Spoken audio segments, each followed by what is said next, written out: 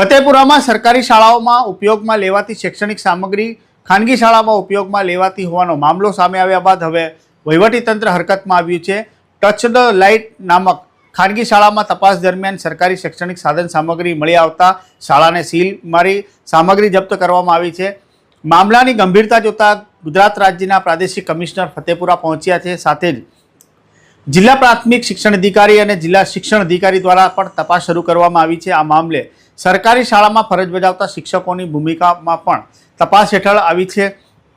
2024-25ની સામગ્રી ઉપરાંત છેલ્લા 3-4 વર્ષથી આવી ગેરરીતિ ચાલી રહી હોવાના આક્ષેપો વચ્ચે હવે અનેક સવાલ ઊભા થયા છે, જેમાં સરકારી સામગ્રી ખાનગી શાળામાં પહોંચી કેવી રીતે, સામગ્રીની હેરફેરમાં અન્ય કોઈની સંડોવણી છે, અગાઉની રજૂઆતો છતાં કાર્યવાહી કેમ ના થઈ, શું અન્ય શાળાઓમાં પણ આવી ગેરરીતિ થઈ હશે?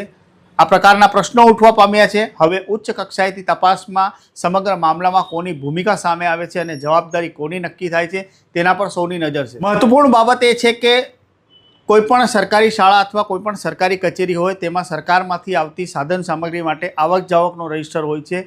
એ તમામની મેન્ટેન કરવા માટેની જવાબદારી નક્કી કરવામાં આવે છે। હવે પ્રશ્ન એ ઊભો થાય છે કે જો 24-25ની સાધન સામગ્રી અહીંયા ઉપયોગમાં લેવાતી હતી તો આ પહેલાં પણ આવી કેટલા સમયથી ચાલી રહ્યું હતું ને હવે આ સિવાય અન્ય કેટલી સ્કૂલોમાં ચાલી રહ્યું હતું ને મહત્વપૂર્ણ બાબત આમાં એ પણ બહાર આવી છે કે જો આવા પ્રકારની પ્રવૃત્તિ છેલ્લા ઘણા સમયથી ચાલી રહી હતી તો આમાં આ શિક્ષકો જે ટ્રસ્ટી તરીકે તેમની ભૂમિકા સામે આવી છે તેમના ઉપર સવાલો ઊભા થઈ રહ્યા છે। તો આ જેની જવાબદારી હતી આ શૈક્ષણિક સામગ્રી જે સરકારી હતી, જે સરકારી શાળામાં ભણતા વિદ્યાર્થીઓને આપવાની હતી અથવા એમના ઉપયોગમાં લેવાની હતી, તેની જગ્યાએ આ ખાનગી શાળામાં પહોંચાડવા પાછળ અન્ય કેટલા લોકોની સંડોવણી છે, આ પ્રશ્ન ઊભો થાય છે। પરંતુ અહીંયા એક મહત્વપૂર્ણ બાબત એ પણ છે કે આક્ષેપો એવા લગાવવામાં આવી રહ્યા છે કે છેલ્લા ઘણા સમયથી આ પ્રકારની ગેરરીતિ ચાલી રહી હતી અને રજૂઆતો કરવામાં આવી રહી હતી, પરંતુ હવે આ સમગ્ર મામલામાં ઘસપોટ થયા બાદ, ઘોડા છૂટ્યા બાદ તબેલાને તાળા મારવા જેવી પરિસ્થિતિનો ઘાટ સર્જાયો હોય તેવા પ્રકારના પ્રશ્નો જનમાનસમાં ઉઠવા પામ્યા છે।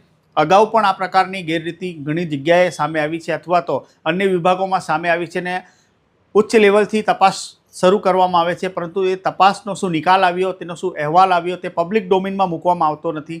હવે આ સરકારી સામગ્રીનો ખાનગી શાળામાં જે વાપરવામાં આવતો હતો આ પ્રકારનો કૌભાંડ સામે આવ્યું છે। હવે આવનારા સમયમાં આ સમગ્ર પ્રકરણનો ખુલાસો અથવા સમગ્ર પ્રકરણના તપાસ બાદ જે જવાબદારો દોષી છે તેમને ખુલ્લા પાડશે વહીવટીતંત્ર કે પછી આ તપાસ પણ સમય જતાં ઠંડા બસ્તામાં ક્યાંક મુકાઈ જશે તેવા પ્રશ્ન હવે લોકોમાં ઉઠવા પામી રહ્યો છે।